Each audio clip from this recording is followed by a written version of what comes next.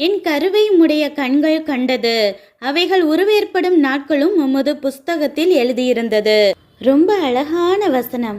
நமக்கு எல்லாம் ஜீவ புஸ்தகம் தெரியும். அது என்ன ஞாபக புஸ்தகம்? தேவனுடைய டைரி அது. அதில் நீங்கள், நான், நம்ம எல்லோரும் கருவில் உருவான நாளில் இருந்து நம்ம கண், காது, இதயம்னு ஒவ்வொரு உறுப்புகளும் உருவாகிற நாட்களையும் அதில் தேவன் எழுதி வச்சிருப்பாராம்.